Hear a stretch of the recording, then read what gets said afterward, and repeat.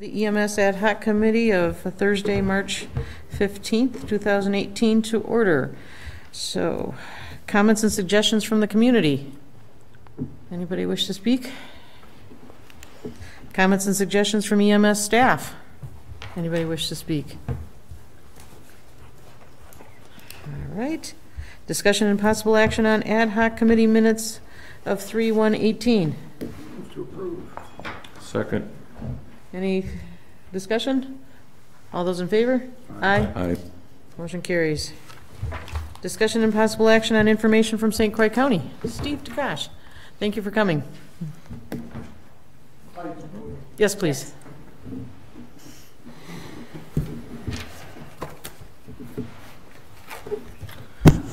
Good evening, ladies and gentlemen. For the record, my name is Stephen Takash. I'm the director of the St. Croix County Emergency Support Services. And in the interest of full disclosure, I'm also an EMR on Hudson's ambulance service, St. Croix EMS, although I don't get paid. Why is that? Never earned a penny. I don't know all the workings of your ad hoc committee. I've heard a little and talked to the mayor and talked to a couple members of this group, including one who's not here tonight. So I have some idea what you're looking for here. And of course, after last fall's vote by the city council and where this goes, you kind of had to scramble and maybe start all over. I think for the record, I should say that I've had conversations with the county administrator about the EMS situation. Pat Thompson is sincerely interested in ensuring that the county is covered for everything, law enforcement, EMS, and fire. But at this time, the county is certainly not in a position to undertake the delivery of EMS services or fire services for that matter. I think they have their hands full with all the other emergency services they provide, including the sheriff's office and everything within my office at Emergency Support Services. One of the reasons that I've been involved with this is because years ago I was an EMT on the service, and when I came back I decided to see if there was some other way I could help.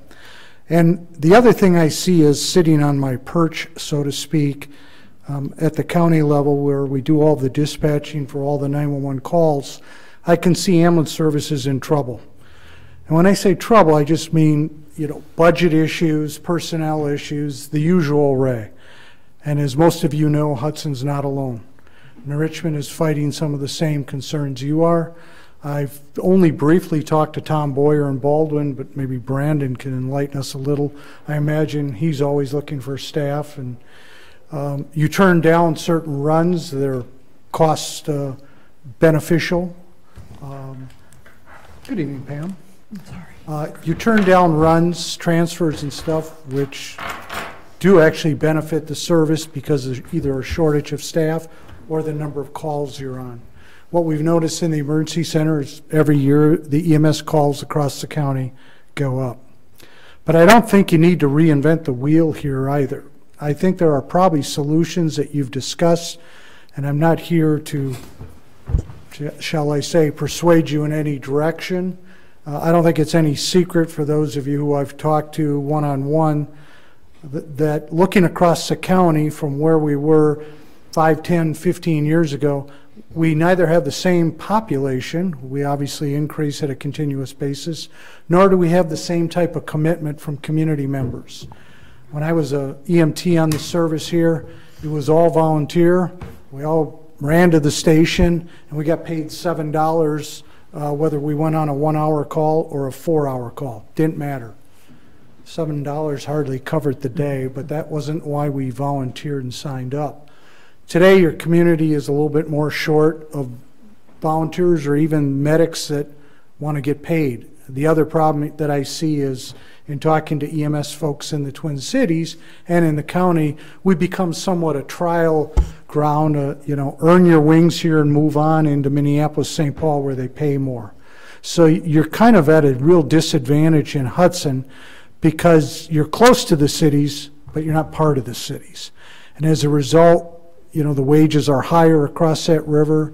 There are more opportunities across that river. So what are the solutions? Geez, I wish I had a magic ball I could look in and tell you. From our perspective, one of the things that we see at the county level is with fewer medics available during the day, and the deployment was at Monday or Tuesday morning, we had 7 calls within an hour or two. I think it started about 4 in the morning and went to 8 o'clock. It was one after another, not just in Hudson, but across the county. Every ambulance service in this county has depleted their resources at one time or another, at a point where they've had to call backup. Hudson's no different. River Falls has come up to cover here. You guys have gone places to cover. It's kind of the nature of the beast, the same way the fire services back each other up, either manning stations or actually responding to calls. So I throw this out to you just because I see it, and that is in 5 years, the model we're using right now will never work. I mean, we already know it's not working that hot right now, so where do we go? One of the recommendations might be a county-wide, but not county-run, but a county-wide EMS association. From my conversations with the fire chiefs at the fire officers meeting that we have in the county about every quarter, they're kind of headed the same direction. I would say within less than 10 years, maybe even as soon as 5, you will have a county-wide fire association. They're already sharing resources with the MABUS, which is the mutual aid box alarm system. They're backing each other up. They're called out together. We know that at 10 o'clock on a Wednesday morning, if there's a barn fire north of Baldwin, Baldwin doesn't have enough to cover it. Baldwin and Hammond together probably don't have enough to cover it. So now they have what's called auto aid, where we automatically page out mutual aid. EMS is in no real different position. With the staff you have, you can't cover everything, and you respond to the 911 calls, but you can't respond to some of the moneymaker calls. And I don't mean this to be a business or about making money, but when you're trying to cover your cost, it seems one of the ways that you do that is you take the good, the bad, and the ugly. And unfortunately, you don't always have that luxury. So Lakeview used a term that I didn't like at first, but the more I think about it, I think it's practical in however fashion you form it, and that is dynamic deployment. If you had a countywide EMS association, you could have somebody who kind of moves the cars on the map around, the ambulances, and staffs the area that needs staffing. So if Richmond runs short, and we kind of do it now through mutual aid, Richmond will call Amory, Baldwin. If they have to, they'll call Hudson to come up and staff something. If they're not available to take a call near Somerset that's in their territory, Lakeview will go over and handle it. So we all have a pretty good relationship in that regard. But it's fairly involved. And it would seem the economies of scale would prefer something more than the happenstance of mutual aid. So if we have any recommendation, and this is not an official recommendation of St. Croix County, it's more from my office looking at what the situation is, it would be to consider either growing and expanding your service and moving into more areas, or looking at having conversations with Matt Melby and the powers that be in Richmond, and Tom Boyer and the powers that be in Baldwin, and possibly River Falls, and see whether or not there's something more you can do that would work to provide EMS coverage. And I'm a little territorial too. Besides my affection for the St. Croix EMS, I work for the county. So I'd like to ensure that the entire county is covered, not just the city of Hudson or the township. And that's why I think if we look at a countywide EMS association, whether it's bringing all the powers to be under some nonprofit regime or something else. I'm not an expert in nonprofits, but that might be the way to go. So that's my thoughts on that. Like I said, the county is not interested in taking over EMS. I don't see that happening. The budget probably wouldn't even allow for it per se. They just want to ensure that we have adequate coverage. And I have to say, I don't know that we've ever had a 911 call where you guys couldn't cover it one way or the other, or you let us know and we sent mutual aid. So all of the 911 calls are covered. But again, like I said, some of the better paying calls aren't, and I know what your reimbursement is for some of the auto accidents and Medicare and Medicaid and a few of those. So I'll entertain questions if you have them. What of the other services, What's that? have the other services talked to you about this same thing? Have they shown interest in a countywide EMS association? Yeah, I've talked to Matt Melby in Richmond, and he's kind of in the position that Brandon is. Lots of calls, not a lot of staff. They're always kind of looking for staff. They lose staff just like you do to the Twin Cities because, I don't know, what do they pay, $4 or $5 more an hour? That's always going to be a problematic issue. But in terms of conversations about like a countywide EMS association, I think everybody in this county that runs an EMS service knows that at some point we're going to have to change the model in each of those communities, and they know that a countywide EMS association may be the answer. And again, on the county level, I can tell you categorically, the county doesn't want to run it. Whether it's a, like I said, a private nonprofit or some other mechanism, it's not going to come overnight, though. No. Because of the per capita and how you bill, who owns all the rigs, what about the debt service, who's going to pay off debt and all that. If you were to start today, and I'm just guessing, if you were to start today on a consideration for that and started having a room full of representatives, both EMS and the powers that be in the various major cities in the county, it would take you a minimum of 2 years to get where you wanted to be, and maybe longer. But we have models. I mean, I hear a lot about Lakes Region. In fact, Ben and I were just talking. I'm going to come up and pay him a visit up there to see how it operates. But there are models. We shouldn't have to reinvent the wheel to figure out what will work in this county. The unfortunate reality is we're really on the fence right now because we're not populous enough to pay full-time staff 24/7 everywhere in the county. It's the same problem the firefighters have at 10 o'clock on Wednesday morning. But then again, we're not so small that you only go out a few times a week. When I started on the service, we averaged 1 call every day and a half. I think now you must be at 4 or 5 calls a day. Yeah. So we're in a different position. The other thing that kind of, I won't say cracks me up, but the other thing is we're the government. Whether it's a city and the city council or whether it's the county, our number one priority is public safety. We don't ask the police department to be self-supporting, yet we do ask EMS and fire to a certain degree to kind of be self-supporting. Personally, I think it's the most absurd thing in the world. You can't, with the way that the operation is run, and what do you take, 16%? Is that the number that you get? Yeah, that's pretty good. That you're getting down to below 20%. But I think there has to be a recognition that the taxpayers have to pony up to the bar for public safety. It's our number one priority, and we don't expect it of the police department, and we shouldn't necessarily expect it of fire EMS that they're going to cover 100% of their costs through self-recovery. Yes, and we've discussed that in these meetings.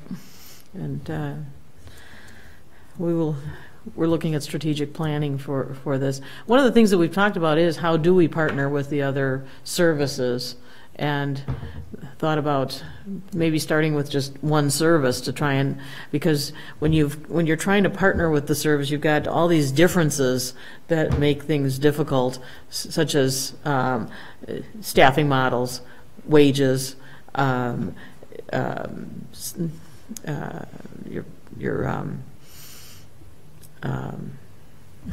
benefits. Benefits, but also the costs of the calls, the billings rates. Yes, rates. Thank you. I think 40 years ago, this year, St. Croix County had probably 6, 7, 8 dispatch centers. Every municipality dispatched themselves during the day for law enforcement and then transferred the calls to either the sheriff's office or what later became the dispatch center, which opened in spring of 1979. You dialed a fire number and it set off pagers or the siren or whatever. And it was, if I may say so, and you excuse the expression, but there was hell to pay when the county proposed one dispatch center, one central place to take all the calls. The reaction out further in the county is, how can some people in Hudson answer our calls from Baldwin or Woodville or wherever it was and dispatch our resources? Well, I think those of you in the room here who use the dispatch know how well it works. One dispatch center, yes, and the county does run it, and the county doesn't charge anybody except the taxpayers in the county for its services. We don't bill back Hudson or Richmond or Baldwin. So it will be the same thing. It will take lobbying, politicking, campaigning. It's going to start with the gentleman right here. That's you, Brent. Is that a bulletproof vest? No. You may need it. It's going to start with those folks. It's going to start with Brandon and Matt Melby in Richmond and Tom Boyer in Baldwin and whoever's the acting chief in River Falls. And I understand what you're saying, Joyce, about maybe starting with one service, but I think I would get them all around the table. They meet on a kind of a regular basis and see whether or not there's the initial hurdles can be overcome. Because if they can't agree, then you're not going to be able to get the powers that be to agree unless they can see the dollars and they override their EMS chiefs' decisions. But I think you start at that level with the EMS chiefs and you get them around a table and start talking and say, is there any way we can make this work? Was it about 1993, Baldwin had a fire department, Woodville had a fire department, and Hammond had a fire department. Just the nature of the beast. They merged to create what we know as United Fire. Oh, there was probably some tough days over there, I would imagine. I wasn't here at the time, but I followed it a little. It's not the easiest thing. People are fairly parochial or territorial in their services, and they want to preserve what they have. But we've overcome that hurdle for creating a dispatch center. We've overcome that hurdle for merging 3 fire departments. And I would suspect, I mean, one of the fire chiefs from Somerset raised the issue at one of the fire officers' meeting a few months back at the end of 17 about creating this countywide fire association. And that way you have one chief for the county. They can move resources. When Richmond has a major fire, all they have to do is look on a map and they start giving instructions to dispatch, as opposed to the firefighters in each of those individual departments trying to figure out what they need, what to move up, and they're so busy fighting the fire, sometimes it slips their mind that they still have a town that they've now left unprotected. And they need, all of a sudden you'll get a rash call from the incident command in Richmond. Hey, can you have Roberts run up and cover our station? Because they're naked. And it's the same thing in EMS. The models aren't that much different when it comes to coverage and demand and need. And then, of course, there's the whole issue about fire responding to medical calls, and I'm assuming you've had that discussion, and there's a lot of pitfalls in that because that changes the entire makeup of the fire department. That was going to be my next question, was combining fire and EMS services, and whether you had any questions about that or any discussions. I think that's really, I don't see Scott St. Martin in here, so I can comment. But I won't. No, Scott and I have had this conversation. And it would change the makeup of the fire department. And for example, the fire department is composed of volunteers as well, and they're paid a little differently and such. But a lot of them are employees in town working. Well, I think the average, what's Hudson Fire, about a call a day maybe, Brandon? We did 400 calls last year. Yeah, so maybe just over one call a day. You suddenly make them first responders as EMS. And a lot of fire departments in the country do it, but you'll also note those fire departments that do it are generally big city and they're full-time. I don't know too many volunteer fire departments that have regular EMS systems. I'm sure they're out there. But So you have an employee who works at, whether it's Uline or General Motors or Dibbles, whatever they call it now, one of those places, maybe their boss lets them go once a day for a call. All of a sudden, either EMS, and that's 3 or 4 times during the course of 9 to 5, they're not going to let them. So you're going to have recruitment problems in your fire department, retention problems in your fire department, and again, it changes the entire makeup of your fire department. And I can't speak on Scott St. Martin's behalf, but our conversations, he's an employee like the rest of us, and if the city council voted to do that, of course, if there are other partners out there with the townships and stuff, it would have to be worked out. But I think that's going to be a tough sell. It's an interesting idea, and I believe in government providing services, so it's kind of an attractive idea. This is the first time I've heard of it. But I think the biggest issue in Hudson is going to be, what's it going to cost us? I mean, it sounds as if that's going to be an additional administrative structure. It might be small, but it's not going to be free. And there would have to be some sort of offsetting budget savings, I think, to make this a palatable idea to many folks in Hudson. And I would guess that'll be true throughout the county, too. Is there a way that this association would save some dollars? The financing of an association, so to speak? No, just the operating costs. Well, I think to even get there, you've got to go through, and I hope this answers your question, you have to go through all the steps to get everything lined up. And you have to talk, the first thing you have to talk about is who owns the equipment and how do we quote unquote pay for it or cover the debt retirement. And then from an operating cost perspective, you'd have to set up a model as to how you collect, because you collect a per capita now. And I'm assuming, does Boyer and Melby have some similar arrangements? And I'm assuming that number is different all around the county.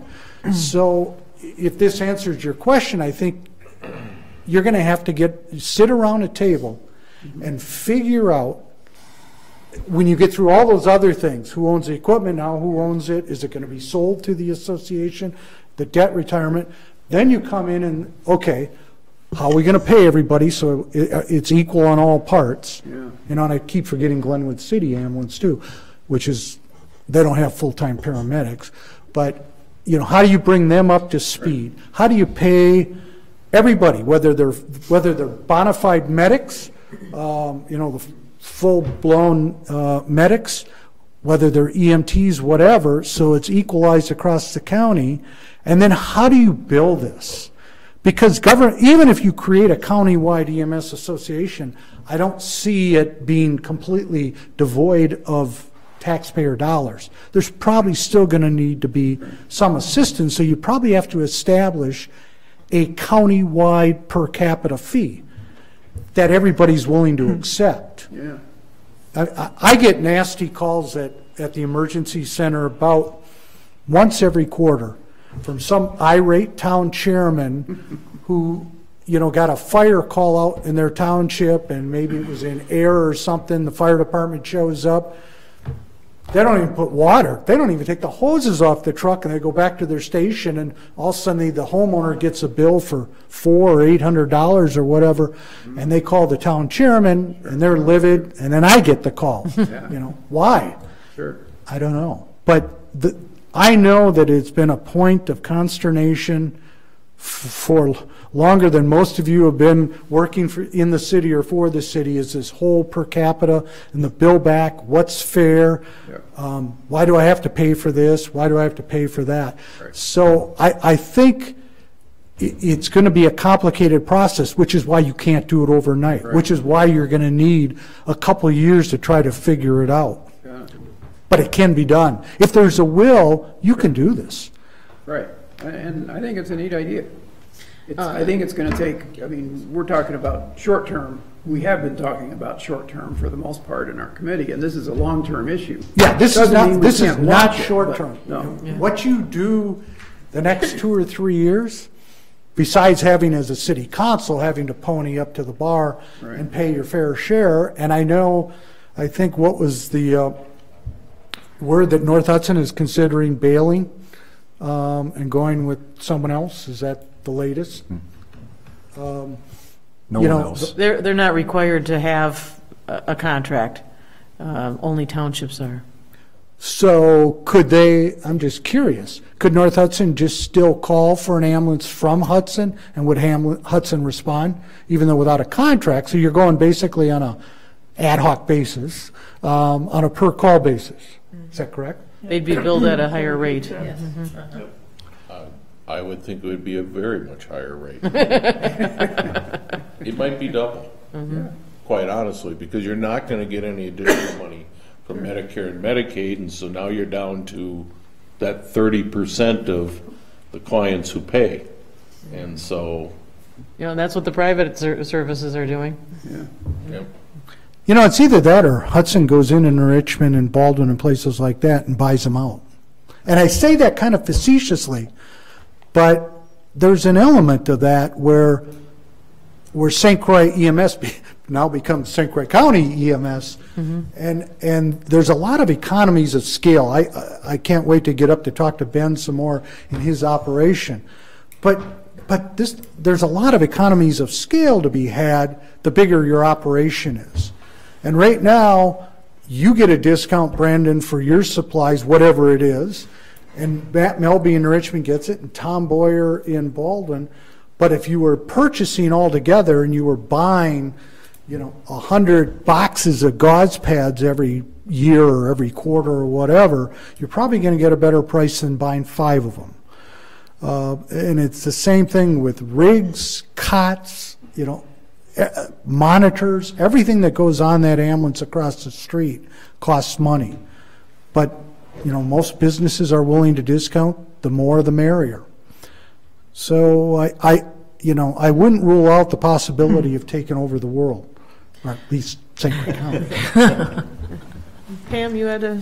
Yeah, I was just going to comment, I think these are good conversations, but if I'm hearing you right, Steve, I think actually the first step would be like just the EMS chiefs themselves to meet and see if it's even a feasible that they'd even want to discuss. Because if 5 of them are there and 3 of them say, no, we're never going to go for that, we're never going to be a part of it, well then, you don't want to do all this other work, and then right from day one, they've basically laid out they aren't going to be interested, if they're flat out.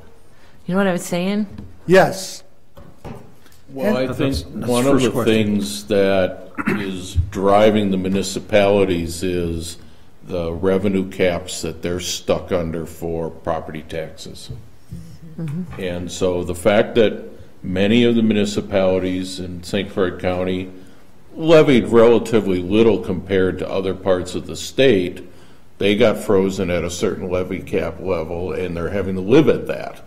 And they look at our service as one of those expenses. How can we reduce it? Well, I suspect that same pressure is happening in the Baldwin communities and the New Richmond and elsewhere with all of those entities. And the county has, unfortunately, that same levy cap on it. Oh, yeah, and it's going to get tougher in future years. That's what I hear. This year in the county administrator had to make a choice between giving pay raises to the current staff or hiring new people. Boy, I haven't heard that for a long time. I hear it as political talk, sometimes during the budget, and then the reality is they do both. But this year, they were more concerned about retaining the employees and hiring new ones, and now next year they're talking maybe no pay raises, but we're going to hire new staff. And those decisions are going to get tougher and tougher as these levy limits really start to hit home. And so you have to become more efficient. You have to look at economies of scale, and you have to figure it out. So like I said, I'm being somewhat facetious when I say take over the county, but it's not beyond the realm of possibility that St. Croix EMS could take over the other ambulance services and do their own dynamic deployment, grow in size. One of the problems you have with the instability of EMS in the county is people come off and people come on the service, but the minute they get wind that something's wrong, they scatter. I don't really know during the last debacle, and I don't mean it in a bad way, but with the EMS last year, how many people you lost because of that. But every time they get wind of something going on, they start looking for the exits. So you want to stabilize your EMT population. Yes, we're working on that, and that, that is an issue. Yeah. You're right. And part of it is, if they see a solution coming that's viable, that will be helpful. And let's not, mix any words. You're going to probably have to pony up to the bar and pay a little more. Sorry. Yes, and we understand that as well. Something that we've discussed, so in the last EMS Commission meeting, we brought up the possibility, okay, we'd have to do a referendum in order to be able to pay more and to be able to hire more people, things like that. And the concern was that, all right, it would pass in the city of Hudson probably, but maybe not in the township and the village. And then the town of Troy, you've only got a third of the town of Troy covered by St. Croix EMS. So the other 2/3 aren't going to want to raise their taxes to pay for something that they're not using. Would there be a possibility of doing a county-wide referendum? Then that would involve, of course, that would sink the county deeper into this issue. Let me give you Pat Thompson's home. But you see what I'm saying is that absolutely. having a county-wide referendum would more likely pass. We're in a tough spot, and Pam's worked for the county, and she knows. The county provides a lot of services. Mm-hmm. It just doesn't want to get into any more than it has to. But the county administrator recognizes the problems. I meet with him every other Monday. And I would say at least, which is twice a month, but at least once a month, we talk about EMS. He wants to know from me, are we covering the people in the county? And when he says the county, he means the municipalities, the villages, the cities, everything, the townships. Because in a way, the county feels, one of its mission statement is the health and well-being and welfare of the folks. I don't think today you're going to get, of course, we're going to have a new county board in less than 30 days. I have no idea what the new county board would do. But certainly, the powers that be in the city could have a conversation with the county, and I would say it would probably be with, the county board chairman and Pat Thompson, the county administrator, about that. But I think that's because of those levy limits and stuff and the, I almost call them archaic decisions that we're now relegated to make to cover our current costs. Boy, that's going to be a hard sell. I don't think, there is no easy solution that I see here. Mm-hmm. When I heard about Lakeview coming over and that they were going to come without any subsidy and cover their cost 100%, well, if Health Partners, is that a Health Partners company? Right. Yes. Health Partners is probably going to have to subsidize that. Mm-hmm. Because as we already know from our own books in here, there's no way you can necessarily do that. So you're robbing Peter to pay Paul somehow. And so it wouldn't really matter whether it's the city taxing or the county taxing, other than those levy limit issues. You're still going to hit the taxpayers for something. I just don't know what it is. And if you are looking at expanding the world, and don't rule that out, of growing your service and making offers to the city of New Richmond or the village of Baldwin, I think there's still a village, or even River Falls, which is a more complex because it includes Prescott and some service in Pierce County. But it's a possibility that way. You establish your per capita, you get your economies of scale, you get a workforce that can see what's going on now. Mm-hmm. Well, and I think what's important too is, unfortunately, where EMS is today, or City of Hudson with other issues, has been like 25 years in the making. Short-sightedness of my main job as a council member is to save everybody taxes. So I think there was many years where they weren't planning ahead because they were so focused on keeping everybody's taxes low. And I think that's some of the reason we're in the position we are right now. And everything is all coming to a head right now. Everybody needs all this stuff that should have been planned for, and now, you know, like fire is a building, getting the ladder truck, all this stuff has been like 20 years of non-funding, basically. And so, you know, and now the council now is trying to go backwards for 20 years and try to figure out how to fix it. Well, you know, I mean, it's a hard thing, but I think it wasn't short time coming. So I just hope this is a wheel going forward, that everybody realizes you have to fund this year after year and, you know, look forward instead of just, and I realize you can't skyrocket taxes 30%, but, you know, you can't like try to lower them in this day and age, unfortunately. I just don't think that's a reality. That's just my personal opinion. I think I absolutely agree with the full recognition of EMS as a public safety. That should be treated just like the fire department and just like the police. We should be absolutely looking at the way. We're fortunate that we are able to recover some of the dollars. I just spent the last 2 hours talking to some of my constituents, and EMS was on every person's mind. And some of it was because the cost is too high.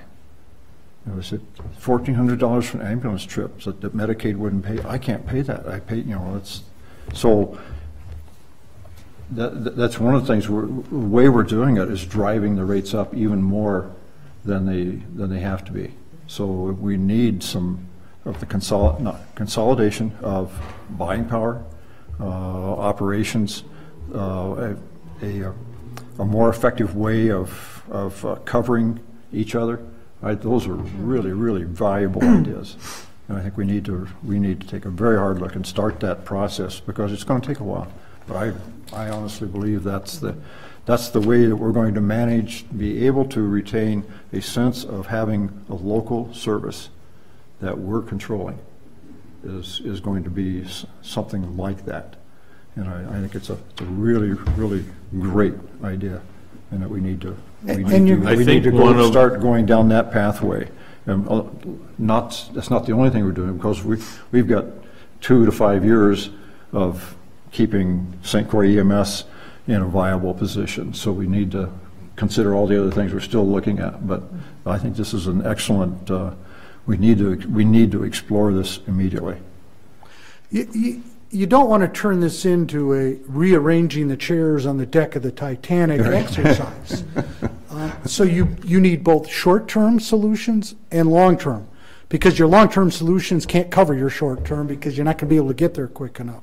So you have to come up with some short-term solutions that stabilizes the service so Brandon and Josh don't lose any more people than they have already lost, that you reassure the citizens, and I'm no expert on EMS businesses, but you know, that's the other kind of misnomer in there. Both ways, that this is a business, that this isn't a business. I know this went around last fall. Hey, it's a community service, it's not a business, and blah, blah, blah. But in a way, it's a business. I mean, Brandon's got a budget, he's got to buy supplies, he's got to pay staff. Boy, that sure sounds like the definition of business that I recall from college. Do collections. But by the same token, everybody in this community is vested in that ambulance service, either because they know they need it, or as we found out last year, how many people have either worked on the ambulance, their father was a volunteer. I mean, I'm amazed how many people I've seen over the years that have served on the ambulance service. So it's kind of near and dear to them. Well, I get that, but we still need solutions. And in the short run, I'm not sure exactly how you get there so you can meet those objectives of stabilization and reassurance to the community and so on and so forth. They all know it's out there. This is the 800-pound gorilla in the corner people don't really want to talk about in terms of what it takes to keep it going, but you have to face that piper. You know, it's like the county, we're in the midst or almost at the end of an $8 million radio upgrade. The last time we had a major radio upgrade in St. Croix County was 39 years ago. So over those 39 years ago, like Pam talks about, it just it didn't grow with the county's needs. The last time the radio system was upgraded, there were 32,000 people in St. Croix County. I think we're at 90,000 right now, and the projections are 131,000 residents in this county by 2040. 2040 is only 22 years away. So if those projections are accurate, you know, we're going to add another 50,000, 40 to 50,000 population in this county. We have to protect them. And we need to reassure them, A, as public safety officials, we know what the heck we're doing, and B, we know how to get there. I think another thing that people across the state need to be looking at is making a push to all of, you know, I mean, we're not, this is going on all across the state and all across the country where we're having problems with things. Well, bringing up the Medicaid rate and taking the federal government monies for those Medicaid runs. Those are things that need to be addressed as well, and by all of the services and the people that depend on them, asking their state and federal representation to step up and do something about that. It's interesting you say that, Joyce, because I was at the Wisconsin Emergency Management Conference last week, and one of the sessions was on something called Next Gen 911 and FirstNet, and I won't bore you with those details unless you're having problems sleeping at night. But one of the issues that came up from one of the speakers from the state was the whole funding of 911, and the fact that if you look on the cellular phone bill you get every month, I think there's a 911 fee on there. Yeah, right. We don't get a penny of it. Not a single penny. So I'm not going to name the governor before Walker, but there was a governor before Walker who raided the fund to balance some budget in the state. Oh, so it goes to the state, but it doesn't go to the service, okay. And that's not unusual. Yes. I mean, no disrespect, but politicians are always looking for available pools of money and moving things around to cover certain things. But my point is that maybe we need to look. I lived on the East Coast for a while when I worked in D.C., and there were states there that used that 911 fee. They had a highway fee, and I think it was tied in with the cell phone so that if the ambulance responded on a federal highway or a state highway, it got a certain amount of reimbursement. But one of the things that we may have to do is lobby Madison, give us back our 40 cents. Mm-hmm. It's millions of dollars every year that the state collects, the phone company collects it and ships it to the state, and we don't see it. So maybe the way to, you know, you have to look at all the options. Yeah. You know, I try not to squeeze myself into any particular option. I want to look at them all, and I think in the state of Wisconsin, one of those things that may be incumbent upon the city council is to somehow encourage your state representatives, the assembly staff and the senators and stuff, to have them look at a reimbursement to give us the 911 fund. If they still call it 911, is there also a public safety charge? I know there's a 911. Yeah, there's a 911 charge, and I think there's another charge in there. I never even looked that close. Yeah, we got to get back to EMS issues, though. Any other questions for Steve? There's one thing to remember is a big chunk of the runs are based upon the loyalty of the local hospitals.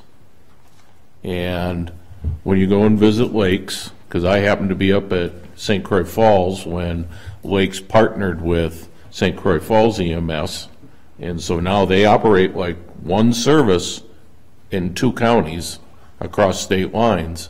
But the loyalty of the local hospitals to those services for those transfers was really the key economics that have got them not looking for additional dollars from the various municipalities. And I still can't believe that Chisago County doesn't pay anything. You know. Like I said, there's no reason to reinvent the wheel. There are models out there that we should be able to pull from. And my point about that 911 fee was that 911 fee could be used for EMS in the county. Mm-hmm. You know, you could divvy it up, and half of it goes to 911, half of it goes to EMS, or, you know, a third to fire, a third to EMS, and a third. I just think we're only limited by our own imagination on how we fund some of this. Actually, if they added it to the Medicaid payment, the feds would almost double it. Because they match 48 cents for every 52 cents paid by the state of Wisconsin. Okay. So the state's actually given money away because they've kept our reimbursement rate so low for so long that it seems to me they'd be losing money from the feds. Well, they're not asking for it. Well, yeah, they're losing it. Yeah. Whereas Illinois gets 68 cents on every 32 cents they put in, and California gets 58 cents on every 42 cents they put in. So it depends on what state you're in. Some of the other states get matched more than 1 times what they pay in Medicaid dollars. Mm-hmm. Yeah, and I don't know if the city has the authority to tax cellular phone bills. And I'm not one to stand up here and, throw out, hey, we had to raise our taxes some more. But I don't know whether or not the city or the county has the ability to, pass an ordinance that would require all cell phone bills within the city a 2 cent a month or a nickel a month or a dime a month charge for public protection or public safety. It might be within the realm of possibility. We talk about home rule, but home rule is a misnomer. Yeah. We really don't have home rule in Wisconsin. Actually, we it's have levy limit. Dillon's rule. I'm looking at my cell phone bill, and I don't see anything that says 9/11 charge. There's state telecom surcharge, which the state also keeps, I happen to know. Wisconsin State Universal Service Fee, How much is that? 48 cents. I think that's it. I Okay. think they renamed it. It used to be on my bill. It actually said 911. Yeah. Yeah, I think they call it something else so they wouldn't be Sure. so embarrassed because they were raiding the treasury. Yeah, there is a Wisconsin Police and Fire Protection. Yep, that's another one. That's 75 cents. 75 cents? Yep. That'll work. They have it on our city water bills, police and fire. Yeah. And we don't see that. They're not, Madison, the Wisconsin Department of Revenue is not sending the city of Hudson their fair share out of that. So is it time to talk to Patty Schachner, our new senator, and Charcoal and Zimmerman about, the issue of reimbursement? But I think you're going to have to look at that as a possibility of, if they're getting 75 cents a month for every bill, how much is that is coming back and how much of it should be coming back? Good point. So now that I've brought you all this good news, I'm leaving. Thank you for coming. Any other questions? Appreciate it. Thank you. Have a nice evening Okay. and good luck. All righty. Steve. Is there any action that we should take? Brandon, when do you get together with the other April chiefs? 4th. April 4th? Yep. So how often, you meet monthly? Quarterly. Quarterly? Yep. And Steve usually attends those meetings as well, so we can definitely facilitate that conversation. Is this something that interests you? I think it's worth looking into. Yeah. Keep all of our options open right now. I've had an over-the-coffee conversation that wasn't exactly the same thing, but it sort of paralleled. I said, how do we support each other's services, better, more automatically, instead of having to call? It was the thought, when this happens, we transfer back and forth depending on the needs and on a set of criteria. Dynamic deployment. Dynamic deployment, but without the, without some of the issues that dynamic deployment brought the other way. Because I think we have better coverage. We're much better positioned to do that in terms of ambulances per square mile, or however you want to look at that. So, but there are a lot of other issues that this brings forth. But there are. It's going to take. I thought 3 years was my guess, but 2 years maybe. But we still have our own work to do here. But it's an approach that would change the. It's another option that privatizing versus fire and EMS together. Those are the only options that have kind of been out there. This is a third option, and it feels, it just has a better feeling to it, to me. I agree. And we know the fire and EMS thing that changes our whole fire structure. That's huge. Yeah. That's huge. So I think having an engaged county is a huge plus. Because I came from a non-engaged county who just wanted it to stay the same, and they didn't recognize the issues that the local services were having, and that a change in how the service was being delivered was necessary to maintain and keep the service. And so, you know, that county was unhappy that rigs were moving and that they weren't being parked at their station all the time, that they were on the road covering multiple territories, left them uncomfortable. You have a county who's engaged. I think you have an opportunity for success. Brandon, does SCEMS and the other services buy supplies cooperatively? We all participate in a group buying program. That's what I thought. Well, I'm thinking that if you've got a larger group of services that are cooperating, that maybe the staffing models could change a little bit as far as how many ambulances you would need available for the quieter times, like overnights when you don't have as many runs, and that's where the cost savings might be generated. Well, and you probably will end up with adjusting your staffing models to full-time crews for all positions when you do that. And, you know, you'll add some expenses, but that's how you stabilize your staffing in that process. But Why is that? Why couldn't you do, because you'd have volunteers from Hudson doing a run in River Falls. Okay, I get it. Or even just covering. Right. or even just covering. Falls takes a call, now you have to get up to just go sit somewhere else. Got You're it. not actually on a call, you're just moving. Yeah. Okay.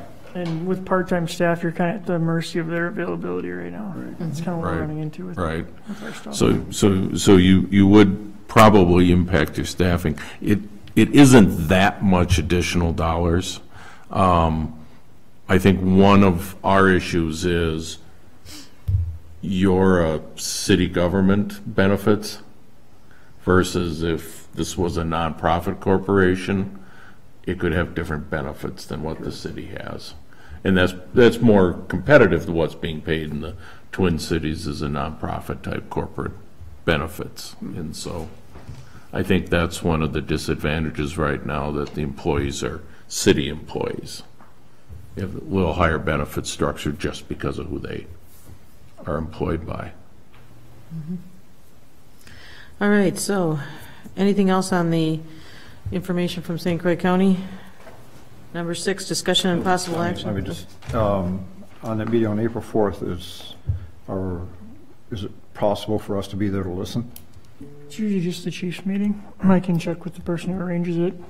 Yeah, see if it's, Yeah, Yeah, it's usually just a small Just- group, so, where do you hold it in Baldwin. in Baldwin?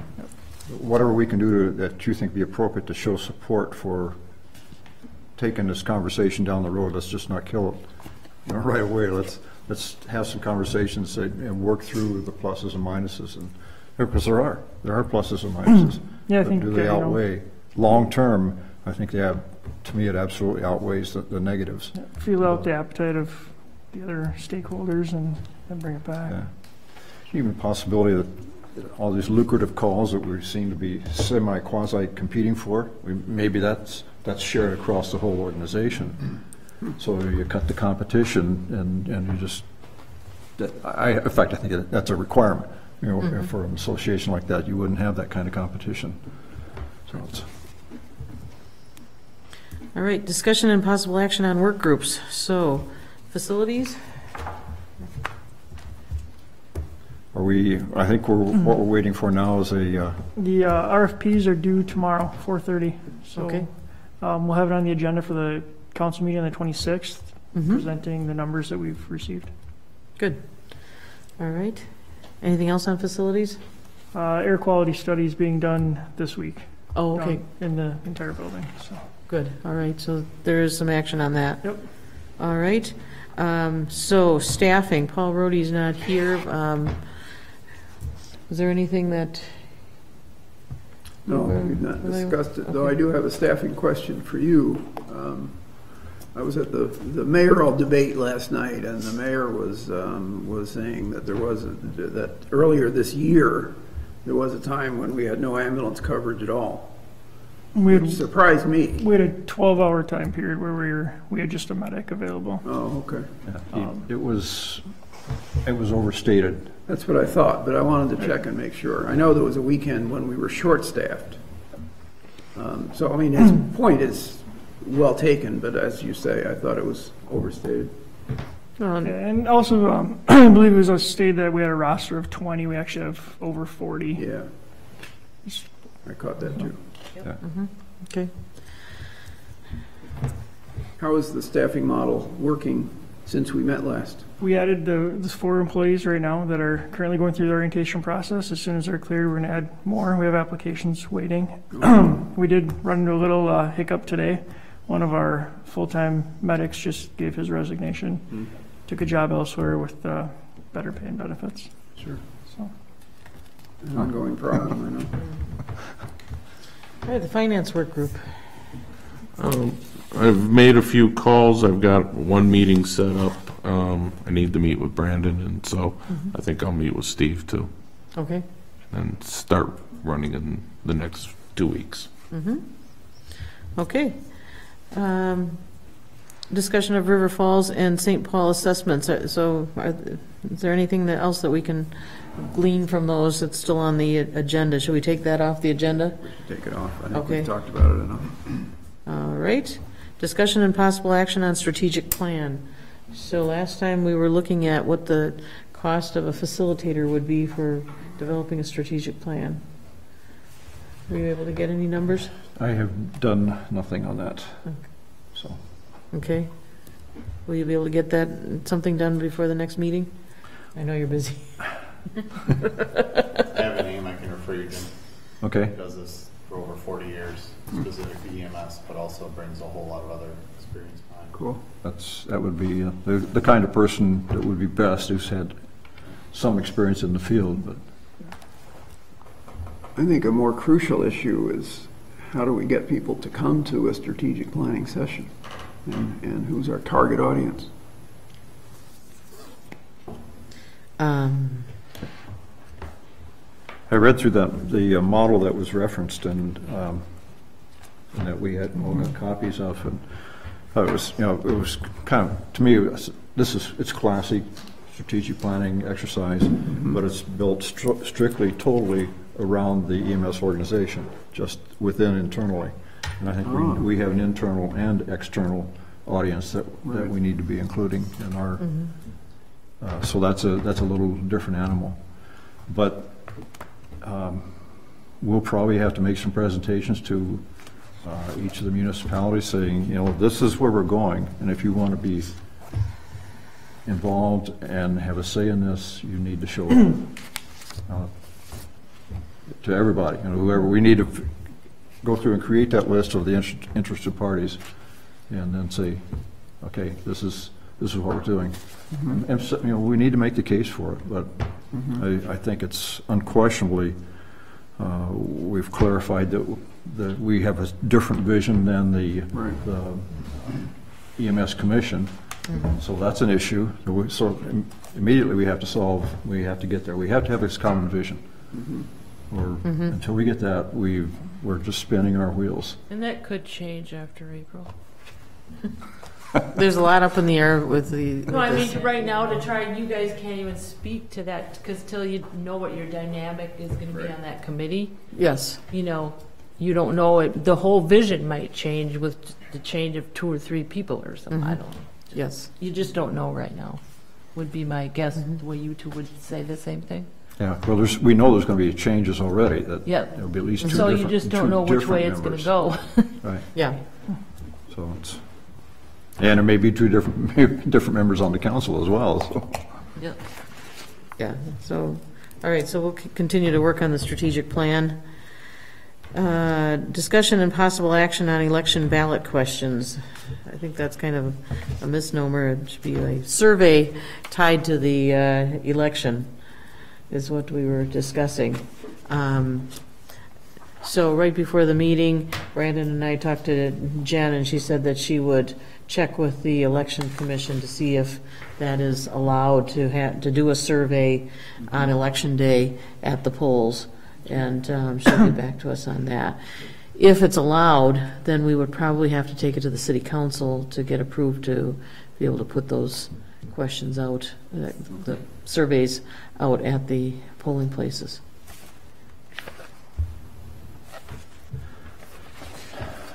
So EMS items for discussion only. All right, future agenda items. Next meeting time and date. Well, I think, see, when's our next, yeah, the next meeting time, is it before or after the 4th? Well,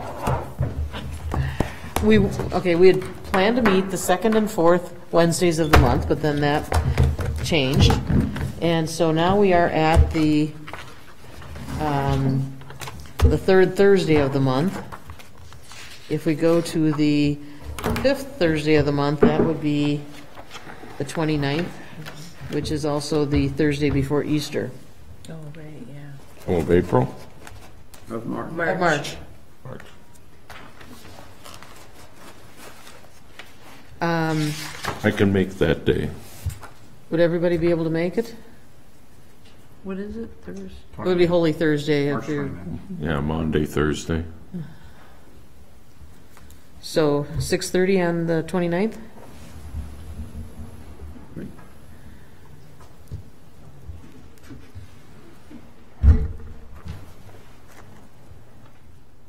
All right, and the EMS Commission is meeting on Thursday morning at 7:30, the 22nd, so next Thursday. If anybody's interested in attending, it'll What be date right on here. that, Joyce? What's that? What date is that? Thursday, March 22nd at 7:30 here in the City Council chambers. AM. AM, yes. They like meeting early in the morning. 7 a.m. or 7:30? 7:30 AM. Got it. Yes, and that may be their last meeting before the election changes, because it's unlikely, well, but then the changes don't take effect until the middle of the month or so. Right. Yeah. So they could get another meeting in before the changes. All right, anything else that we need to talk about before we adjourn? Do we have a motion to adjourn? So moved. So moved. Second. All in favor? All right. All right. Meeting adjourned. Thank you, everybody.